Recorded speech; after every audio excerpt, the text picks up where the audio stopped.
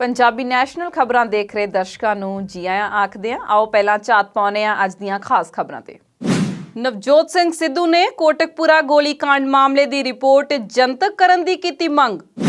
ਕਿਸਾਨਾਂ ਨੂੰ ਕਣਕ ਦੀ ਸਿੱਧੀ ਅਦਾਇਗੀ ਕਰਨ ਲਈ ਪੰਜਾਬ ਸਰਕਾਰ ਨੇ ਪੋਰਟਲ ਜਾਰੀ ਕੀਤਾ। 15 ਅਪ੍ਰੈਲ ਨੂੰ ਹੋਵੇਗੀ ਦੀਪ ਸਿੱਧੂ ਦੀ ਜ਼ਮਾਨਤ ਅਰਜ਼ੀ ਤੇ ਸੁਣਵਾਈ। ਦਿੱਲੀ ਪੁਲਿਸ ਨੇ ਲੱਖਾ ਸਿਧਾਣਾ ਦੇ ਚਚੇਰੇ ਭਰਾ ਨੂੰ ਨਜਾਇਜ਼ ਹਿਰਾਸਤ 'ਚ ਲੈਣ ਦੇ ਦੋਸ਼ਾਂ ਤੋਂ ਝਾੜਿਆ ਪੱਲਾ। ਕੋਵਿਸ਼ੀਲਡ ਅਤੇ ਕੋਵੈਕਸਿਨ ਤੋਂ ਬਾਅਦ ਭਾਰਤ ਵਿੱਚ ਆਵੇਗਾ ਹੁਣ ਤੀਜਾ ਕਰੋਨਾ ਰੋਕੂ ਟੀਕਾ। ਤੇ ਹੁਣ ਖਬਰਾਂ ਦਾ ਵਿਸਥਾਰ। ਪਿਛਲੇ ਕੁਝ ਦਿਨਾਂ ਤੋਂ ਟਵਿੱਟਰ ਅਤੇ ਫੇਸਬੁੱਕ ਪੋਸਟਾਂ ਜ਼ਰੀਏ ਸਿਆਸੀ ਚਰਚਾ ਦਾ ਵਿਸ਼ਾ ਬਣੇ ਨਵਜੋਤ ਸਿੰਘ ਸਿੱਧੂ ਵਿਸਾਖੀ ਮੌਕੇ ਫਰੀਦਕੋਟ ਦੇ ਪਿੰਡ ਬੁਰਜ ਜਵਾਹਰ ਸਿੰਘ ਵਾਲਾ ਦੇ ਗੁਰਦੁਆਰਾ ਸਾਹਿਬ ਪਹੁੰਚੇ। ਦੱਸ ਦਈਏ ਕਿ ਇਹ ਉਹੀ ਗੁਰੂ ਘਰ ਹੈ ਜਿੱਥੇ 2015 ਦੇ ਵਿੱਚ ਸ਼੍ਰੀ ਗੁਰੂ ਗ੍ਰੰਥ ਸਾਹਿਬ ਜੀ ਦੇ ਪਾਵਨ ਸਰੂਪ ਦੇ ਚੋਰੀ ਹੋਣ ਮਗਰੋਂ ਬੇਅਦਬੀਆਂ ਦਾ ਮੁੱਢ ਵੱਜਾ ਸੀ ਅਤੇ ਜਿਸ ਦੇ ਚੱਲਦਿਆਂ ਬਹਿਬਲ ਕਲਾਂ ਅਤੇ ਕੋਟਕਪੂਰਾ ਗੋਲੀकांड ਵਾਪਰੇ ਸਨ, ਜਿਨ੍ਹਾਂ ਵਿੱਚ 2 ਸਿੰਘ ਸ਼ਹੀਦ ਹੋਏ ਸਨ ਅਤੇ ਕਈਆਂ ਦੇ ਜ਼ਖਮੀ ਹੋਣ ਦੀ ਵੀ ਖਬਰ ਸੀ। ਮੱਥਾ ਟੇਕਣ ਤੋਂ ਬਾਅਦ ਸਿੱਧੂ ਜੋ ਉੱਥੇ ਬੋਲੇ ਉਸ ਤੋਂ ਇਹ ਗੱਲ ਸਾਫ਼ ਹੋ ਰਹੀ ਸੀ ਕਿ ਉਹ ਆਪਣੀ ਹੀ ਪਾਰਟੀ ਨਾਲ ਟਕਰਾਅ ਦੇ ਰੋਹ ਵਿੱਚ ਨੇ। ਆਪਣੇ ਸੰਖੇਪ ਜਿਹੇ ਸੰਬੋਧਨ 'ਚ ਸਿੱਧੂ ਨੇ ਆਖਿਆ ਕਿ ਕੋਟਕਪੂਰਾ ਅਤੇ ਬਹਿਬਲ ਕਲਾਂ ਗੋਲੀकांड ਨਾਲ ਸੰਬੰਧਿਤ ਰਿਪੋਰਟ ਨੂੰ ਜਨਤਕ ਕੀਤਾ ਜਾਵੇ। ਉਹਨਾਂ ਬੈਕਗੇਅਰ ਪਾਉਂਦਿਆਂ ਡਰੱਗਸ ਮਾਮਲੇ ਨੂੰ ਛੋਇਆ ਅਤੇ ਆਖਿਆ ਕਿ ਜੇਕਰ ਜਸਟਿਸ ਰਣਜੀਤ ਸਿੰਘ ਦੀ ਰਿਪੋਰਟ ਜਨਤਕ ਕੀਤੀ ਜਾ ਸਕਦੀ ਹੈ ਤਾਂ ਇਹ ਰਿਪੋਰਟਾਂ ਵੀ ਜਨਤਕ ਕੀਤੀਆਂ ਜਾਣੀਆਂ ਚਾਹੀਦੀਆਂ ਨੇ। ਉਹਨਾਂ ਆਪਣੀ ਹੀ ਸਰਕਾਰ ਤੇ ਨਿਸ਼ਾਨਾ ਸਾਧਦਿਆਂ ਸਵਾਲ ਕੀਤਾ ਕਿ ਅਦਾਲਤ ਵਿੱਚ ਤੱਥ ਪੇਸ਼ ਕਰਨ ਵਾਲੇ ਵਕੀਲ ਕਮਜ਼ੋਰ ਕਿਉਂ ਪਏ, ਵੱਡੇ ਵਕੀਲ ਕਿਉਂ ਨਹੀਂ ਕੀਤੇ ਗਏ, ਇੰਨੀ ਅਣਗਹਿਲੀ ਕਿਉਂ ਵਰਤੀ ਗਈ। ਉਹਨਾਂ ਆਖਿਆ ਕਿ ਜੂਨ 2015 ਵਿੱਚ ਵਾਪਰੀ ਇਸ ਘਟਨਾ ਨੂੰ 6 ਸਾਲ ਹੋਣ ਦੇ ਨੇੜੇ ਤੇੜੇ ਨੇ ਅਤੇ ਸਾਰਾ ਪੰਜਾਬ ਇਨਸਾਫ ਦੀ ਉਡੀਕ ਕਰ ਰਿਹਾ ਹੈ। ਮੈਂ ਗੁਰੂ ਸਾਹਿਬ ਦੀ ਬੇਅਦਬੀ ਦੀ ਸਾਜ਼ਿਸ਼ ਨੂੰ ਬੇਨਕਾਬ ਕਰਨਾ ਹੈ। ਸੱਚ ਦੀ ਆਵਾਜ਼ ਬੁਲੰਦ ਕਰਨਾ। ਇਹ ਉਹ ਪਵਿੱਤਰ ਧਰਤੀ ਹੈ ਬੁਰਜ ਜਵਾਹਰ ਸਿੰਘ ਗੁਰਦੁਆਰਾ ਸਾਹਿਬ, ਜਿੱਥੋਂ ਗੁਰੂ ਸਾਹਿਬ ਦੇ ਪਾਵਨ ਸਰੂਪ ਚੋਰੀ ਹੋਈ ਸੀ। ਜਿਹੜਾ ਗੁਰੂ ਦਾ ਨਾ ਹੋ ਸਕਿਆ ਉਹ ਪੰਜਾਬ ਦਾ ਕੀ ਹੋਊ। ਗੁਰੂ ਤੇ ਪੰਜਾਬ ਦੀ ਆਤਮਾ। ਬਾਈ ਜੀ, ਸ਼ਤਰੰਜ ਦੀ ਇੱਕ ਵਿਸਾਤ ਬਚੀ, ਸ਼ਤਰੰਜ ਦੀ ਇੱਕ ਵਿਸਾਤ ਵਿਛੀ ਹੈ ਤੇ ਜਿਹੜੇ ਹੁਕਮ ਦੇਣ ਵਾਲੇ ਰਾਜਾ ਤੇ ਵਜ਼ੀਰ ਸੀ ਉਹਨਾਂ ਦੀ ਕਿਲਾਬੰਦੀ ਕੀਤੀ ਹੈ, ਉਹਨਾਂ ਨੂੰ ਮਹਿਫੂਜ਼ ਰੱਖਿਆ ਗਿਆ ਹੈ ਤੇ ਵਾਰ ਹੋ ਰਹੇ ਨੇ ਪਿਆਦਿਆਂ ਤੇ। ਕਟਘਰੇ 'ਚ ਖੜੇ ਕੀਤੇ ਜਾ ਰਹੇ ਨੇ ਪਿਆਦੇ। ਜਲਿਆਂਵਾਲੇ ਬਾਗ ਦਾ ਸਾਕਾ ਹੋਇਆ, ਉਹਦੇ ਦੁੱਖ ਨੇ ਸਾਰੇ ਭਾਰਤ ਦੇ ਹਿਰਦੇ ਬਰੂਦ ਤੇ। ਦੇਸ਼ ਇਕੱਠਾ ਹੋ ਗਿਆ, ਨੈਸ਼ਨਲ ਇੰਟੀਗ੍ਰੇਸ਼ਨ ਦਾ ਉਹ ਧੁਰਾ ਬਣ ਗਿਆ। ਸ਼ਹੀਦ ਆਜ਼ਮ ਊਧਮ ਸਿੰਘ ਨੇ ਬਦਲਾ ਉਹ ਤੋਂ ਲਿਆ ਸੀ ਜਿਹਨੇ ਗੋਲੀ ਚਲਾਉਣ ਦਾ ਹੁਕਮ ਦਿੱਤਾ ਸੀ।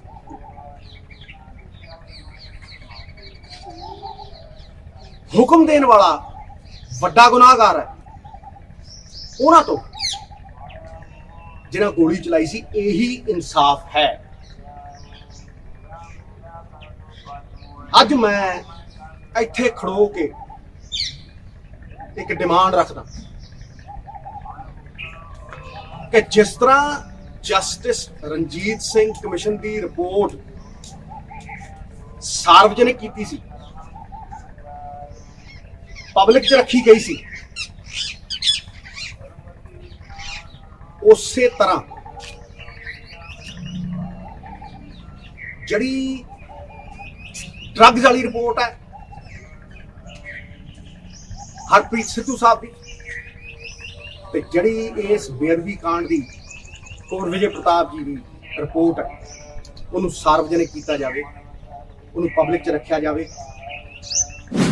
ਸੰਯੁਕਤ ਕਿਸਾਨ ਮੋਰਚੇ ਦੇ ਸੱਦੇ ਤੇ ਦਿੱਲੀ ਵਿੱਚ ਵੱਖ-ਵੱਖ ਮੋਰਚਿਆਂ ਤੇ ਬੈਠੇ ਕਿਸਾਨਾਂ ਨੇ ਵਿਸਾਖੀ ਅਤੇ ਖਾਲਸਾ ਪੰਥ ਦੇ ਸਾਜਨਾ ਦਿਵਸ ਨੂੰ ਰਵਾਇਤੀ ਢੰਗ ਨਾਲ ਮਨਾਇਆ, ਜਦਕਿ 14 ਅਪ੍ਰੈਲ ਨੂੰ ਅੰਬੇਦਕਰ ਜਯੰਤੀ ਨੂੰ ਸੰਵਿਧਾਨ ਬਚਾਓ ਦਿਵਸ ਵਜੋਂ ਮਨਾਇਆ ਜਾਵੇਗਾ। ਇਸ ਦਿਨ ਮੁਲਕ ਭਰ ਦੇ ਦਲਿਤ ਭਾਈਚਾਰੇ ਨੂੰ ਦਿੱਲੀ ਦੇ ਬਾਰਡਰਾਂ ਤੇ ਸ਼ਾਮਲ ਹੋਣ ਦਾ ਸੱਦਾ ਦਿੱਤਾ ਗਿਆ ਹੈ। ਇਸ ਬਾਰੇ ਕਿਸਾਨ ਆਗੂ ਡਾਕਟਰ ਦਰਸ਼ਨਪਾਲ ਨੇ ਆਖਿਆ ਕਿ ਡਾਕਟਰ ਭੀਮ ਰਾਓ ਅੰਬੇਦਕਰ ਦੇਸ਼ ਦੇ ਦੱਬੇ ਕੁਚਲੇ ਲੋਕਾਂ ਦੇ ਨਾਇਕ ਨੇ ਅਤੇ ਅਸੀਂ ਉਹਨਾਂ ਨੂੰ ਸੰਵਿਧਾਨ ਦੇ ਸਿਰਜਣਹਾਰ ਵਜੋਂ ਦੇਖਦੇ ਹਾਂ। ਦੂਜੇ ਪਾਸੇ ਪੰਜਾਬ ਦੇ ਮੁੱਖ ਮੰਤਰੀ ਕੈਪਟਨ ਅਮਰਿੰਦਰ ਸਿੰਘ ਨੇ ਪੰਜਾਬ, ਪੰਜਾਬੀ ਅਤੇ ਪੰਜਾਬੀਅਤ ਦੇ ਪ੍ਰਤੀਕ ਖਾਲਸਾ ਪੰਥ ਦੇ ਸਾਜਨਾ ਦਿਵਸ ਅਤੇ ਵਿਸਾਖੀ ਦੀ ਦੁਨੀਆ ਭਰ ਦੇ ਵਸਦੇ ਪੰਜਾਬੀਆਂ ਨੂੰ ਵਧਾਈ ਦਿੱਤੀ। ਮੁੱਖ ਮੰਤਰੀ ਨੇ ਲੋਕਾਂ ਨੂੰ ਇਹ ਇਤਿਹਾਸਕ ਦਿਹਾੜਾ ਆਪਸੀ ਭਾਈਚਾਰਕ ਸਾਂਝ, ਪਿਆਰ ਅਤੇ ਰਵਾਇਤਾਂ ਦੇ ਨਾਲ-ਨਾਲ ਕੋਵਿਡ-19 ਸੰਬੰਧੀ ਸਾਵਧਾਨੀਆਂ ਵਰਤ ਕੇ ਮਨਾਉਣ ਦਾ ਸੱਦਾ ਵੀ ਦਿੱਤਾ। ਸ਼੍ਰੀ ਅਕਾਲ ਤਖਤ ਸਾਹਿਬ ਦੇ ਜਥੇਦਾਰ ਸਿੰਘ ਸਾਹਿਬ ਗਿਆਨੀ ਹਰਪ੍ਰੀਤ ਸਿੰਘ ਨੇ ਵੀ ਸੰਗਤ ਨੂੰ ਸਾਜਨਾ ਦਿਵਸ ਦੀਆਂ ਵਧਾਈਆਂ ਦਿੱਤੀਆਂ। ਪੰਜਾਬ ਵਿੱਚ ਕਣਕ ਦੀ ਸਰਕਾਰੀ ਖਰੀਦ ਸ਼ੁਰੂ ਹੋ ਚੁੱਕੀ ਹੈ। ਫਸਲਾਂ ਦੀ ਅਦਾਇਗੀ ਸੂਬਾ ਸਰਕਾਰ ਕੇਂਦਰ ਦੇ ਨਿਰਦੇਸ਼ਾਂ ਅਨੁਸਾਰ ਹੀ ਕਰੇਗੀ। ਸੂਬਾ ਸਰਕਾਰ ਮੁਤਾਬਕ ਕਿਸਾਨਾਂ ਨੂੰ 48 ਘੰਟਿਆਂ 'ਚ ਉਹਨਾਂ ਦੇ ਬੈਂਕ ਖਾਤਿਆਂ ਵਿੱਚ ਅਦਾਇਗੀ ਪਹੁੰਚ ਜਾਵੇਗੀ। ਸੂਬਾ ਸਰਕਾਰ ਨੇ ਮੇਰੀ ਫਸਲ ਮੇਰਾ ਬਿਊਰਾ ਪੋਰਟਲ ਜਾਰੀ ਕੀਤਾ ਹੈ, ਜਿਸ ਰਾਹੀਂ ਫਸਲ ਦੀ ਅਦਾਇਗੀ ਕਿਸਾਨਾਂ ਨੂੰ ਕੀਤੀ ਜਾ ਰਹੀ ਹੈ। ਕੇਂਦਰ ਦੀ ਵੀ ਰੱਖ ਲਈ ਹੈ ਸਰਕਾਰ ਨੇ ਤੇ ਆੜਤੀਏ ਵੀ ਖੁਸ਼ ਕਰ ਲਏ ਨੇ। ਇਸ ਸੰਬੰਧੀ ਪੰਜਾਬ ਦੇ ਖੁਰਾਕ ਤੇ ਸਿਵਲ ਸਪਲਾਈ ਵਿਭਾਗ ਨੇ ਖਰੀਦ ਸੰਬੰਧੀ ਸੌਫਟਵੇਅਰ ਵਿੱਚ ਸੋਧ ਕਰ ਦਿੱਤੀ ਹੈ, ਜਿਸ ਰਾਹੀਂ ਕਿਸਾਨਾਂ ਨੂੰ ਫਸਲਾਂ ਦੀ ਅਦਾਇਗੀ ਜਾਰੀ ਕਰਨ ਦੀ ਪ੍ਰਕਿਰਿਆ ਵਿੱਚ ਆੜਤੀਆਂ ਦੀ ਸ਼ਮੂਲੀਅਤ ਸੋਧੇ ਰੂਪ ਵਿੱਚ ਬਣੀ ਰਹੇਗੀ, ਜਿਸ ਤਹਿਤ ਸਰਕਾਰ ਪਹਿਲਾਂ ਫਸਲਾਂ ਦੀ ਅਦਾਇਗੀ ਦੀ ਜਾਣਕਾਰੀ ਆੜਤੀਆਂ ਨੂੰ ਦੇਵੇਗੀ ਤੇ ਫਿਰ ਉਹਨਾਂ ਵੱਲੋਂ ਪੇ ਨਾਓ ਕਲਿੱਕ ਕਰਨ ਤੋਂ ਬਾਅਦ ਹੀ ਪੇਮੈਂਟ ਕਿਸਾਨਾਂ ਨੂੰ ਮਿਲੇਗੀ। ਜੇਕਰ ਆੜਤੀਏ 48 ਘੰਟੇ ਤੋਂ ਜ਼ਿਆਦਾ ਸਮੇਂ ਲਈ ਕਿਸਾਨਾਂ ਨੂੰ ਅਦਾਇਗੀ ਨਹੀਂ ਕਰਨਗੇ ਤਾਂ ਸਰਕਾਰ ਵੱਲੋਂ ਖੁਦ ਹੀ ਕਿਸਾਨਾਂ ਦੇ ਖਾਤਿਆਂ ਵਿੱਚ ਪੈਸੇ ਟ੍ਰਾਂਸਫਰ ਕਰ ਦਿੱਤੇ ਜਾਣਗੇ। ਇਹ ਤਰੀਕਾ ਵਰਤ ਕੇ ਸੂਬਾ ਸਰਕਾਰ ਨੇ ਕੇਂਦਰ ਅਤੇ ਆੜਤੀਏ ਦੋਵੇਂ ਖੁਸ਼ ਕਰਨ ਦੀ ਕੋਸ਼ਿਸ਼ ਕੀਤੀ ਹੈ। ਕਣਕ ਦੀ ਖਰੀਦ ਸਰਕਾਰ ਇਸ ਵਾਰ ਅਨਾਜ ਖਰੀਦ ਪੋਰਟਲ ਰਾਹੀਂ ਕਰ ਰਹੀ ਹੈ। ਇਸ ਦੇ ਤਹਿਤ ਮੰਡੀ ਵਿੱਚ ਕਣਕ ਲੈ ਕੇ ਆਉਣ ਵਾਲੇ ਕਿਸਾਨਾਂ ਨੂੰ ਪਹਿਲਾਂ ਇਸ ਪੋਰਟਲ ਤੇ ਆਪਣਾ ਨਾਮ, ਪਤਾ, ਆਧਾਰ ਨੰਬਰ, ਬੈਂਕ ਖਾਤਾ ਨੰਬਰ, ਜ਼ਮੀਨ ਦਾ ਵੇਰਵਾ, ਫਸਲ ਆਦਿ ਦਰਜ ਕਰਨਾ ਪਵੇਗਾ। ਖਰੀਦ ਏਜੰਸੀਆਂ ਵੱਲੋਂ ਫਸਲ ਦੀ ਖਰੀਦ ਤੋਂ ਬਾਅਦ ਕਿਸਾਨ ਅਤੇ ਆੜਤੀ ਨੂੰ ਫਸਲ ਦੀ ਅਦਾਇਗੀ ਦਾ ਰਜਿਸਟਰਡ ਮੋਬਾਈਲ ਨੰਬਰ ਤੇ ਸੁਨੇਹਾ ਆ ਜਾਵੇਗਾ। ਹੁਣ ਸਵਾਲ ਇਹ ਹੈ ਕਿ ਇਹ ਨਵੀਂ ਵਿਵਸਥਾ ਕਿਧਰੇ ਕਿਸਾਨਾਂ ਅਤੇ ਆੜਤੀਆਂ ਵਿਚਾਲੇ ਭੰਬਲ ਭੂਸਾ ਹੀ ਨਾ ਪੈਦਾ ਕਰ ਦੇਵੇ। ਦਿੱਲੀ ਦੀ ਇੱਕ ਅਦਾਲਤ ਨੇ ਲਾਲ ਕਿਲਾ ਹਿੰਸਾ ਮਾਮਲੇ ਦੇ ਸਬੰਧ ਵਿੱਚ ਗ੍ਰਿਫਤਾਰ ਅਦਾਕਾਰ ਅਤੇ ਸਮਾਜਿਕ ਕਾਰਕੁਨ ਦੀਪ ਸਿੱਧੂ ਦੀ ਜ਼ਮਾਨਤ ਪਟੀਸ਼ਨ ਤੇ ਫੈਸਲਾ ਰਾਖਵਾਂ ਰੱਖਿਆ ਹੈ। ਵਿਸ਼ੇਸ਼ ਜੱਜ ਨੀਲੋਫਰ ਅਬੀਦਾ ਪ੍ਰਵੀਨ ਦਾ ਆਖਣਾ ਹੈ ਕਿ ਦੀਪ ਸਿੱਧੂ ਦੀ ਜ਼ਮਾਨਤ ਪਟੀਸ਼ਨ ਤੇ ਫੈਸਲਾ 15 ਅਪ੍ਰੈਲ ਨੂੰ ਸੁਣਾਇਆ ਜਾਵੇਗਾ। ਸਿੱਧੂ ਦੀ ਕੌਂਸਲ ਨੇ ਅਦਾਲਤ ਨੂੰ ਦੱਸਿਆ ਕਿ ਕੇਵਲ ਲਾਲ ਕਿਲੇ 'ਚ ਹਾਜ਼ਰੀ ਉਸ ਨੂੰ ਗੈਰ ਕਾਨੂੰਨੀ ਇਕੱਠ ਦਾ ਹਿੱਸਾ ਨਹੀਂ ਬਣਾਉਂਦੀ ਅਤੇ ਅਦਾਕਾਰ ਇਮਾਨਦਾਰ ਨਾਗਰਿਕ ਹੈ ਜੋ ਇੱਕ ਅੰਦੋਲਨ ਦਾ ਹਿੱਸਾ ਸੀ। ਦਿੱਲੀ ਪੁਲਿਸ ਦੀ ਪ੍ਰਤੀਨਿਧਤਾ ਕਰਨ ਵਾਲੇ ਸਰਕਾਰੀ ਵਕੀਲ ਨੇ ਦਾਅਵਾ ਕੀਤਾ ਹੈ ਕਿ ਸਿੱਧੂ ਨੇ ਹਿੰਸਾ ਪੈਦਾ ਕਰਨ ਲਈ ਅੰਦੋਲਨ 'ਚ ਹਿੱਸਾ ਲਿਆ ਸੀ ਅਤੇ ਰਾਸ਼ਟਰੀ ਝੰਡੇ ਦਾ ਨਿਰਾਦਰ ਕੀਤਾ ਹੈ ਅਤੇ ਉਹ ਗੈਰ ਕਾਨੂੰਨੀ ਇਕੱਠ ਨੂੰ ਭੜਕਾਉਣ ਦਾ ਮੁੱਖ ਦੋਸ਼ੀ ਵੀ ਸੀ। ਜ਼ਿਕਰਯੋਗ ਹੈ ਕਿ ਸਿੱਧੂ ਨੂੰ 9 ਫਰਵਰੀ ਨੂੰ ਹਿਰਾਸਤ ਵਿੱਚ ਲੈ ਲਿਆ ਗਿਆ ਸੀ। ਦਿੱਲੀ ਪੁਲਿਸ ਨੇ ਪੰਜਾਬ 'ਚ ਸਮਾਜ ਸੇਵਕ ਲੱਖਾ ਸਿਧਾਣਾ ਦੇ ਚਚੇਰੇ ਭਰਾ ਗੁਰਦੀਪ ਸਿੰਘ ਨੂੰ ਨਾਜਾਇਜ਼ ਹਿਰਾਸਤ 'ਚ ਲੈਣ ਦੇ ਦੋਸ਼ਾਂ ਦਾ ਖੰਡਨ ਕੀਤਾ ਹੈ ਅਤੇ ਆਖਿਆ ਕਿ ਉਹਨਾਂ ਦੀ ਵਿਸ਼ੇਸ਼ ਸੈੱਲ ਟੀਮ ਨੇ ਉਸ ਤੋਂ ਪੁੱਛਗਿੱਛ ਕੀਤੀ ਸੀ। ਲੱਖਾ ਸਿਧਾਣਾ ਦਿੱਲੀ ਪੁਲਿਸ ਨੂੰ ਗਣਤੰਤਰ ਦਿਵਸ ਹਿੰਸਾ ਮਾਮਲੇ ਦੇ ਸਬੰਧ ਵਿੱਚ ਲੋੜੀਂਦਾ ਹੈ। ਇੱਕ ਬਿਆਨ ਵਿੱਚ ਪੁਲਿਸ ਨੇ ਆਖਿਆ ਕਿ ਪਤਾ ਲੱਗਾ ਹੈ ਕਿ ਦਿੱਲੀ ਪੁਲਿਸ ਵੱਲੋਂ ਪੰਜਾਬ 'ਚ ਗੁਰਦੀਪ ਸਿੰਘ ਉਰਫ ਮੁੰਡੀ ਦੀ ਹਿਰਾਸਤ ਦੇ ਦੋਸ਼ ਅਤੇ ਗਲਤ ਸੂਚਨਾ ਸੋਸ਼ਲ ਮੀਡੀਆ ਤੇ ਫੈਲਾਈ ਜਾ ਰਹੀ ਹੈ। ਬਿਆਨ 'ਚ ਆਖਿਆ ਗਿਆ ਹੈ ਕਿ ਦਿੱਲੀ ਪੁਲਿਸ ਵੱਲੋਂ ਰਾਸ਼ਟਰੀ ਰਾਜਧਾਨੀ 'ਚ ਗਣਤੰਤਰ ਦਿਵਸ ਹਿੰਸਾ ਸੰਬੰਧੀ ਕਈ ਕੇਸ ਦਰਜ ਕੀਤੇ ਗਏ ਨੇ। ਇਹਨਾਂ ਕੇਸਾਂ ਵਿੱਚੋਂ ਕੁਝ ਵਿੱਚ ਲੱਖਾ ਸਿਧਾਣਾ ਲੋੜੀਂਦਾ ਹੈ ਅਤੇ ਉਹ ਗ੍ਰਿਫਤਾਰੀ ਦੇ ਡਰ ਤੋਂ ਬਚ ਰਿਹਾ ਹੈ। ਪੁਲਿਸ ਅਨੁਸਾਰ 8 ਅਪ੍ਰੈਲ ਨੂੰ ਵਿਸ਼ੇਸ਼ ਸੈੱਲ ਦੀ ਟੀਮ ਜੋ ਪਟਿਆਲਾ ਦੇ ਨੇੜੇ-ਤੇੜੇ ਸਿਧਾਣਾ ਦੀ ਭਾਲ 'ਚ ਘੁੰਮ ਰਹੀ ਸੀ ਨੇ ਗੁਰਦੀਪ ਤੋਂ ਸਿਧਾਣਾ ਬਾਰੇ ਪੁੱਛਗਿੱਛ ਕੀਤੀ ਅਤੇ ਬਾਅਦ ਵਿੱਚ ਉਸ ਨੂੰ ਲੋੜ ਪੈਣ ਤੇ ਜਾਂਚ ਵਿੱਚ ਸ਼ਾਮਲ ਹੋਣ ਦੇ ਨਿਰਦੇਸ਼ ਦੇਣ ਤੋਂ ਬਾਅਦ ਛੱਡ ਦਿੱਤਾ ਗਿਆ। ਬਿਆਨ 'ਚ ਆਖਿਆ ਗਿਆ ਹੈ ਕਿ ਜਾਂਚ ਕਾਨੂੰਨ ਅਨੁਸਾਰ ਕੀਤੀ ਜਾ ਰਹੀ ਹੈ। ਪੁਲਿਸ ਨੇ ਦਾਅਵਾ ਕੀਤਾ ਹੈ ਕਿ ਹੁਣ ਤੱਕ ਗਣਤੰਤਰ ਦਿਵਸ ਹਿੰਸਾ ਦੇ ਸਬੰਧ 'ਚ ਗ੍ਰਿਫਤਾਰ ਕੀਤੇ ਗਏ 160 ਵਿਅਕਤੀਆਂ 'ਚੋਂ ਕਿਸੇ ਨੇ ਵੀ ਹਮਲੇ ਜਾਂ ਦੁਰਵਿਹਾਰ ਦੇ ਦੋਸ਼ ਨਹੀਂ ਲਗਾਏ। ਮੁੱਖ ਮੰਤਰੀ ਮਮਤਾ ਬੈਨਰਜੀ ਨੇ ਰਾਣਾ ਘਾਟ 'ਚ ਇੱਕ ਚੋਣ ਰੈਲੀ ਦੌਰਾਨ ਕੂਚ ਬਿਹਾਰ ਜ਼ਿਲ੍ਹੇ ਦੇ ਸੀਤਲਕੁਚੀ 'ਚ ਕੇਂਦਰੀ ਸੁਰੱਖਿਆ ਬਲ ਦੇ ਜਵਾਨਾਂ ਵੱਲੋਂ ਫਾਇਰਿੰਗ ਕਰਕੇ 4 ਨੌਜਵਾਨਾਂ ਦੀ ਹੱਤਿਆ ਨੂੰ ਸਾਜ਼ਿਸ਼ ਦੱਸਿਆ ਹੈ। ਮਮਤਾ ਨੇ ਆਖਿਆ ਕਿ ਐਸਪੀ ਦੇ ਨਾਲ ਬੈਠ ਕੇ ਭਾਜਪਾ ਆਗੂਆਂ ਨੇ ਇਸ ਦੀ ਯੋਜਨਾ ਬਣਾਈ ਸੀ। ਪ੍ਰਧਾਨ ਮੰਤਰੀ ਵੱਲੋਂ ਕਲੀਨ ਚਿੱਟ ਦਿੱਤੇ ਜਾਣ ਦੀ ਨਿੰਦਾ ਕਰਦਿਆਂ ਉਹਨਾਂ ਸਾਰੀ ਘਟਨਾ ਲਈ ਗ੍ਰਹਿ ਮੰਤਰੀ ਅਮਿਤ ਸ਼ਾਹ ਨੂੰ ਦੋਸ਼ੀ ਦੱਸਿਆ ਹੈ। ਮਮਤਾ ਨੇ ਆਖਿਆ ਕਿ ਉਹ ਇਸ ਮਾਮਲੇ ਦੀ ਜਾਂਚ ਕਰਵਾ ਕੇ ਸੱਚਾਈ ਸਾਹਮਣੇ ਲਿਆ ਕੇ ਹੀ ਦਮ ਲਵੇਗੀ ਕਿ ਕਿਸ ਤਰ੍ਹਾਂ ਯੋਜਨਾ ਮੁਤਾਬਕ ਫਾਇਰਿੰਗ ਕੀਤੀ ਗਈ ਸੀ। ਦੱਸਣਯੋਗ ਹੈ ਕਿ ਸੂਬਾ ਪ੍ਰਧਾਨ ਦਿਲੀਪ ਘੋਸ਼ ਨੇ ਬੀਤੇ ਦਿਨ ਆਖਿਆ ਸੀ ਕਿ ਚੰਗਾ ਹੋਇਆ ਹੋਰ ਥਾਂ ਤੇ ਵੀ ਇਹੋ ਜਿਹਾ ਹੋਵੇਗਾ। ਇਸ ਤੇ ਪ੍ਰਤੀਕਰਮ ਦਿੰਦਿਆਂ ਮਮਤਾ ਨੇ ਆਖਿਆ ਕਿ ਉਹ ਸਿਆਸਤਦਾਨ ਕਿਸ ਤਰ੍ਹਾਂ ਦੇ ਇਨਸਾਨ ਨੇ ਜਿਹੜੇ ਕਹਿੰਦੇ ਨੇ ਕਿ ਸੀਤਲਕੁਚੀ ਵਰਗੀਆਂ ਹੋਰ ਘਟਨਾਵਾਂ ਵਾਪਰਨਗੀਆਂ ਅਤੇ ਮ੍ਰਿਤਕਾਂ ਦੀ ਗਿਣਤੀ ਹੋਰ ਜ਼ਿਆਦਾ ਹੋਣੀ ਚਾਹੀਦੀ ਹੈ। ਮਮਤਾ ਨੇ ਇਹ ਵੀ ਆਖਿਆ ਕਿ ਰਾਜਨੀਤਿਕ ਤੌਰ ਤੇ ਇਹਨਾਂ ਦਾ ਬਾਈਕਾਟ ਕੀਤਾ ਜਾਣਾ ਚਾਹੀਦਾ ਹੈ। ਮਮਤਾ ਬੈਨਰਜੀ ਨੇ ਅੱਗੇ ਆਖਿਆ ਕਿ ਭਾਜਪਾ ਨੇ ਰਾਜਵੰਸ਼ੀ ਨੌਜਵਾਨ ਨੂੰ ਆਪ ਗੋਲੀ ਮਾਰੀ ਸੀ, ਉਸ ਪਰਿਵਾਰ ਨੂੰ ਵੀ ਅਸੀਂ ਆਰਥਿਕ ਮਦਦ ਦੇਵਾਂਗੇ। ਮਮਤਾ ਅਨੁਸਾਰ ਭਾਜਪਾ ਵੋਟਾਂ ਲਈ ਹਿੰਦੂ ਮੁਸਲਮਾਨ ਦਾ ਪੱਤਾ ਖੇਡ ਰਹੀ ਹੈ ਅਤੇ ਭਾਜਪਾ ਨੇ ਅਸਾਮ 'ਚ 14 ਲੱਖ ਬੰਗਾਲੀਆਂ ਨੂੰ ਹਿਰਾਸਤ ਕੇਂਦਰਾਂ 'ਚ ਭੇਜ ਦਿੱਤਾ ਹੈ। ਉਹਨਾਂ ਆਖਿਆ ਕਿ ਪੱਛਮੀ ਬੰਗਾਲ 'ਚ ਜੇ ਭਾਜਪਾ ਸੱਤਾ ਤੇ ਕਾਬਜ਼ ਹੋ ਗਈ ਤਾਂ ਤੁਹਾਡਾ ਵੀ ਇਹੋ ਹਾਲ ਹੋਵੇਗਾ। ਇਹ ਆਪਣੀਆਂ ਗੱਡੀਆਂ ਆਪ ਭੰਨਦੇ ਨੇ। ਮੁਲਕ 'ਚ ਸਭ ਤੋਂ ਵੱਧ ਅਣਸੁਖਾਵੀਆਂ ਘਟਨਾਵਾਂ ਵਾਪਰਨ 'ਚ ਮਸ਼ਹੂਰ ਉੱਤਰ ਪ੍ਰਦੇਸ਼ 'ਚ ਇੱਕ ਵਾਰ ਫਿਰ ਦਿਲ ਨੂੰ ਹਲੂਣ ਦੇਣ ਵਾਲਾ ਮਾਮਲਾ ਸਾਹਮਣੇ ਆਇਆ ਹੈ।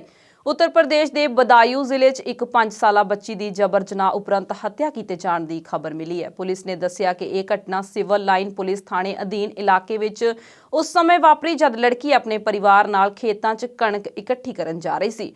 ਉਹਨਾਂ ਆਖਿਆ ਕਿ ਖੇਤ ਵਿੱਚ ਛਿਪੇ ਹੋਏ ਦੋਸ਼ੀ ਨੇ ਲੜਕੀ ਨਾਲ ਜਬਰ ਜਨਾਹ ਕੀਤਾ ਤੇ ਉਸ ਸਮੇਂ ਲੜਕੀ ਦੀ ਹੱਤਿਆ ਕਰ ਦਿੱਤੀ ਜਦ ਉਸਨੇ ਚਿল্ਲਾਉਣ ਦੀ ਕੋਸ਼ਿਸ਼ ਕੀਤੀ। 20 ਸਾਲਾ ਦੋਸ਼ੀ ਉੱਤਰਾਖੰਡ ਦੇ ਊਧਮ ਸਿੰਘ ਨਗਰ ਜ਼ਿਲ੍ਹੇ ਦਾ ਰਹਿਣ ਵਾਲਾ ਹੈ। ਪੁਲਿਸ ਅਨੁਸਾਰ ਦੋਸ਼ੀ ਦਾ ਪਰਿਵਾਰ ਦੋਸ਼ੀ ਨੂੰ ਕਿਸੇ ਇਲਾਜ ਲਈ ਇੱਥੇ ਧਾਰਮਿਕ ਸਥਾਨ ਤੇ ਲੈ ਕੇ ਆਇਆ ਸੀ, ਪਰ ਉਹ ਉੱਥੋਂ ਵੀ ਭੱਜ ਗਿਆ। ਉਧਰ ਲੜਕੀ ਦੇ ਗਾਇਬ ਹੋਣ ਤੋਂ ਬਾਅਦ ਪਰਿਵਾਰ ਨੇ ਉਸ ਦੀ ਭਾਲ ਸ਼ੁਰੂ ਕੀਤੀ। ਲੜਕੀ ਦੇ ਸਰੀਰ ਤੇ ਜ਼ਖਮਾਂ ਦੇ ਨਿਸ਼ਾਨ ਸਨ। ਪੁਲਿਸ ਨੇ ਦੋਸ਼ੀ ਨੂੰ ਗ੍ਰਿਫਤਾਰ ਕਰ ਲਿਆ ਹੈ ਤੇ ਮਾਮਲਾ ਜਾਂਚ ਦੇ ਅਧੀਨ ਹੈ। गलत कार्य करो। मेरी बच्ची बाली बीनने गई थी, हम साथ में मजदूर लोग हैं, गेहूं काट रहे थे हम तो। हमने बच्ची हमारी रोज जाती थी बाली बीनने को, ले हमें क्या पता हुई हमारी लड़की के संग में गलत कार्य करो है वो। कौन लोग थे बोले? जाटब। ये थाना सिविल लाइन क्षेत्र में एक 5 वर्षीय बालिका के साथ सेक्सुअल असॉल्ट और मर्डर का केस आया है। इसमें जो अक्यूज्ड है उसे गिरफ्तार कर लिया गया है। रेलेवेंट सेक्शंस में FIR दर्ज की जा रही है। कठोर वैधानिक कार्यवाही इस प्रकरण में की जा रही है। ਸੁਪਰੀਮ ਕੋਰਟ ਦੇ 44 ਕਰਮਚਾਰੀ ਕੋਰੋਨਾ ਪੋਜ਼ਿਟਿਵ ਪਾਏ ਜਾਣ ਤੋਂ ਬਾਅਦ ਇਹ ਫੈਸਲਾ ਲਿਆ ਗਿਆ ਹੈ ਕਿ ਸੁਪਰੀਮ ਕੋਰਟ ਦੇ ਜੱਜ ਹੁਣ ਆਪਣੇ ਘਰਾਂ ਤੋਂ ਵੀਡੀਓ ਕਾਨਫਰੈਂਸਿੰਗ ਜ਼ਰੀਏ ਸੁਣਵਾਈ ਕਰਨਗੇ ਅਤੇ ਬੈਂਚ ਸਵੇਰ ਸਮੇਂ ਆਪਣੇ ਨਿਰਧਾਰਿਤ ਸਮੇਂ ਤੋਂ 1 ਘੰਟਾ ਦੇਰੀ ਨਾਲ ਬੈਠਣਗੇ। ਕੁਝ ਮੀਡੀਆ ਰਿਪੋਰਟਾਂ ਜਿਨ੍ਹਾਂ 'ਚ ਇਹ ਆਖਿਆ ਗਿਆ ਸੀ ਕਿ ਸੁਪਰੀਮ ਕੋਰਟ ਦੇ ਲਗਭਗ 50% ਸਟਾਫ ਮੈਂਬਰ ਕੋਰੋਨਾ ਪੋਜ਼ਿਟਿਵ ਪਾਏ ਗਏ ਨੇ। ਇਸ ਉੱਤੇ ਸਰਵਉੱਚ ਅਦਾਲਤ ਦੇ ਅਧਿਕਾਰੀ ਨੇ ਆਖਿਆ ਕਿ ਪਿਛਲੇ 1 ਹਫ਼ਤੇ 'ਚ ਕਰੀਬ 3000 ਚੋਂ ਸਿਰਫ 44 ਕਰਮਚਾਰੀ ਹੀ ਪ੍ਰਭਾਵਿਤ ਹੋਏ ਨੇ। 2 ਨੋਟੀਫਿਕੇਸ਼ਨਾਂ ਚੋਂ ਇੱਕ ਵਿੱਚ ਆਖਿਆ ਗਿਆ ਹੈ ਕਿ ਬੈਂਚ ਜੋ ਸਵੇਰੇ 10:30 ਅਤੇ 11 ਵਜੇ ਬੈਠਦੇ ਹਨ ਹੁਣ ਨਿਰਧਾਰਿਤ ਸਮੇਂ ਤੋਂ 1 ਘੰਟਾ ਦੇਰੀ ਨਾਲ ਬੈਠਣਗੇ। ਸਾਰੇ ਜੱਜ ਆਪਣੇ ਘਰਾਂ ਤੋਂ ਵੀਡੀਓ ਕਾਨਫਰੈਂਸਿੰਗ ਜ਼ਰੀਏ ਸੁਣਵਾਈ ਕਰਨਗੇ। ਅਦਾਲਤ ਦਾ ਅਹਾਤਾ ਅਤੇ ਸਾਰੇ ਕਮਰਿਆਂ ਨੂੰ ਸੈਨੀਟਾਈਜ਼ ਕੀਤਾ ਜਾ ਰਿਹਾ ਹੈ। ਭਾਰਤ ਦੀ ਕੇਂਦਰੀ ਡਰੱਗ ਅਥਾਰਟੀ ਦੇ ਮਾਹਿਰ ਪੈਨਲ ਨੇ ਕੁਝ ਸ਼ਰਤਾਂ ਦੇ ਤਹਿਤ ਭਾਰਤ 'ਚ ਰੂਸੀ ਕੋਵਿਡ-19 ਵੈਕਸੀਨ ਸਪੁਤਨਿਕ V ਦੀ ਐਮਰਜੈਂਸੀ ਵਰਤੋਂ ਨੂੰ ਮਨਜ਼ੂਰੀ ਦੇ ਦਿੱਤੀ ਹੈ। CDSCO ਯਾਨੀ ਕਿ central drugs standard control organisation ਦੀ ਵਿਸ਼ਾ ਮਾਹਿਰ ਕਮੇਟੀ ਨੇ ਸਪੁਤਨਿਕ V ਦੀ ਐਮਰਜੈਂਸੀ ਵਰਤੋਂ ਨੂੰ ਮਨਜ਼ੂਰੀ ਦਿੱਤੀ ਜਾਣ ਤੇ ਡਾਕਟਰ ਰੈਡੀਜ਼ ਲੈਬੋਰੇਟਰੀਜ਼ ਦੀ ਅਰਜ਼ੀ ਤੇ ਨੋਟਿਸ ਲਿਆ ਹੈ। ਡਾਕਟਰ ਰੈਡੀਜ਼ ਨੇ ਪਿਛਲੇ ਸਾਲ ਸਤੰਬਰ 'ਚ ਇਸ ਟੀਕੇ ਦੇ ਡਾਕਟਰੀ ਪ੍ਰੀਖਣ ਅਤੇ ਭਾਰਤ 'ਚ ਇਸ ਦੀ ਵੰਡ ਦੇ ਆਧਾਰਿਤ ਲਈ ਰਸ਼ੀਅਨ ਡਾਇਰੈਕਟ ਇਨਵੈਸਟਮੈਂਟ ਫੰਡ ਦੇ ਨਾਲ ਹਿੱਸੇਦਾਰੀ ਸ਼ੁਰੂ ਕੀਤੀ ਸੀ। ਜ਼ਿਕਰਯੋਗ ਹੈ ਕਿ ਭਾਰਤ ਬਾਇਓਟੈਕ ਦੇ ਕੋਵੈਕਸਿਨ ਅਤੇ ਸੀਰਮ ਇੰਸਟੀਚਿਊਟ ਆਫ ਇੰਡੀਆ ਦੁਆਰਾ ਨਿਰਮਿਤ ਆਕਸਫੋਰਡ ਐਸਟਰਾਜ਼ੇਨੇਕਾ ਦੇ ਕੋਵਿਸ਼ੀਲਡ ਟੀਕੇ ਨੂੰ ਪਹਿਲਾਂ ਹੀ ਐਮਰਜੈਂਸੀ ਵਰਤੋਂ ਦੀ ਮਨਜ਼ੂਰੀ ਮਿਲ ਚੁੱਕੀ ਹੈ। ਸਪੁਤਨਿਕ V ਦੇ ਤੀਸਰੇ ਪੜਾਅ ਦੇ ਪ੍ਰੀਖਣ ਦੇ ਅੰਤਿਮ ਵਿਸ਼ਲੇਸ਼ਣ 'ਚ ਇਸ ਦੇ 91.6% ਪ੍ਰਭਾਵੀ ਹੋਣ ਦੀ ਗੱਲ ਸਾਹਮਣੇ ਆਈ ਹੈ, ਜਿਸ ਵਿੱਚ ਰੂਸ ਦੇ 19,866 ਰੂਸੀ ਵਲੰਟੀਅਰਾਂ ਨੂੰ ਸ਼ਾਮਲ ਕੀਤਾ ਗਿਆ ਸੀ। ਕੋਰੋਨਾ ਰੋਕੂ ਟੀਕੇ ਨੂੰ ਲੈ ਕੇ ਵਿਗਿਆਨੀਆਂ ਨੇ ਆਖਿਆ ਕਿ ਜਿਨ੍ਹਾਂ ਲੋਕਾਂ ਦੇ ਕੋਵਿਡ ਰੋਕਥਾਮ ਟੀਕਾ ਲੱਗਾ ਹੈ ਉਹ ਕੋਵਿਡ-19 ਤੋਂ ਵਧੇਰੇ ਸੁਰੱਖਿਅਤ ਨੇ, ਪਰ ਫਿਰ ਵੀ ਉਹ ਕੋਰੋਨਾ ਫੈਲਾ ਸਕਦੇ ਨੇ। ਉਹਨਾਂ ਟੀਕਾ ਲੱਗਣ ਤੋਂ ਬਾਅਦ ਵੀ ਲੋਕਾਂ ਨੂੰ ਕੋਰੋਨਾ ਰੋਕਥਾਮ ਦੇ ਦਿਸ਼ਾ ਨਿਰਦੇਸ਼ਾਂ ਦੀ ਪਾਲਣਾ ਕਰਨ ਦੀ ਹਦਾਇਤ ਦਿੱਤੀ ਹੈ। ਨਵੀਂ ਦਿੱਲੀ ਦੇ ਨੈਸ਼ਨਲ ਇੰਸਟੀਚਿਊਟ ਆਫ ਇਮਿਊਨੋਲੋਜਿਸਟ ਸਤਿਆਜੀਤ ਰੱਥ ਨੇ ਦੱਸਿਆ ਕਿ ਟੀਕਾਕਰਨ ਵੱਖ-ਵੱਖ ਰਣਨੀਤੀਆਂ ਵਿੱਚੋਂ ਇੱਕ ਹੈ ਜਿਸ ਨਾਲ ਮਹਾਮਾਰੀ ਨਾਲ ਨਜਿੱਠਿਆ ਜਾ ਸਕਦਾ ਹੈ, ਪਰ ਇਹ ਕੋਈ ਜਾਦੂਈ ਵਨ ਸਟਾਪ ਸੋਲਿਊਸ਼ਨ ਨਹੀਂ ਹੈ। ਫਿਲਹਾਲ ਉਪਲਬਧ ਕੋਈ ਵੀ ਟੀਕਾ ਵਾਇਰਸ ਦੇ ਸੰਚਾਰਨ ਵਿਰੁੱਧ ਸੁਰੱਖਿਆ ਮੁਹੱਈਆ ਕਰਵਾਉਂਦਾ ਹੈ ਅਤੇ ਅੰਕੜਿਆਂ ਦੀ ਗੱਲ ਕਰੀਏ ਤਾਂ ਲਾਗ ਤੋਂ ਬਾਅਦ ਟੀਕਾ ਲਗਵਾਉਣਾ ਇਸ ਨੂੰ ਨਾ ਲਗਾਉਣ ਨਾਲੋਂ ਕਿਤੇ ਬਿਹਤਰ ਹੈ। ਇਸੇ ਤਰ੍ਹਾਂ ਪੁਣੇ ਸਥਿਤ ਭਾਰਤੀ ਵਿਗਿਆਨ ਸਿੱਖਿਆ ਤੇ ਖੋਜ ਇੰਸਟੀਚਿਊਟ ਦੇ ਇਮਿਊਨੋਲੋਜਿਸਟ ਵਿਨੀਤਾ ਬਲ ਨੇ ਦੱਸਿਆ ਕਿ ਵਿਸ਼ਵ ਭਰ ਦੇ ਖੋਜਕਰਤਾ ਕੋਸ਼ਿਸ਼ ਕਰਕੇ ਪਤਾ ਲਗਾਉਂਦੇ ਨੇ ਕਿ ਕੋਵਿਡ-19 ਟੀਕੇ ਕਿੰਨੀ ਚੰਗੀ ਤਰ੍ਹਾਂ ਇਸ ਦੀ ਰੋਕਥਾਮ ਕਰਦੇ ਨੇ। ਇਹਨਾਂ ਮਾਹਰਾਂ ਨੇ ਟੀਕਾ ਲਗਵਾ ਚੁੱਕੇ ਲੋਕਾਂ ਨੂੰ ਵਾਇਰਸ ਦੇ ਸੰਚਾਰੀਕਰਨ ਨੂੰ ਰੋਕਣ ਲਈ ਮਾਸਕ ਅਤੇ ਸਰੀਰਕ ਦੂਰੀ ਦੇ ਨਿਯਮਾਂ ਦੀ ਪਾਲਣਾ ਕਰਨ ਤੇ ਜ਼ੋਰ ਦਿੰਦਿਆਂ ਆਖਿਆ ਕਿ ਇਹ ਸਭ ਕੁਝ ਉਸ ਸਮੇਂ ਤੱਕ ਜਾਰੀ ਰੱਖਣਾ ਹੋਵੇਗਾ ਜਦੋਂ ਤੱਕ ਬਹੁ ਗਿਣਤੀ ਲੋਕਾਂ ਦੇ ਟੀਕੇ ਨਹੀਂ ਲੱਗ ਜਾਂਦੇ। ਇਸ ਦੇ ਨਾਲ ਹੀ ਖਬਰਾਂ ਦਾ ਬੁਲੇਟਿਨ ਖਤਮ ਹੁੰਦਾ ਹੈ। ਮੈਨੂੰ ਸਵਲੀਨ ਕੌਰ ਜਸੜ ਨੂੰ ਦਿਓ ਆਗਿਆ। ਧੰਨਵਾਦ।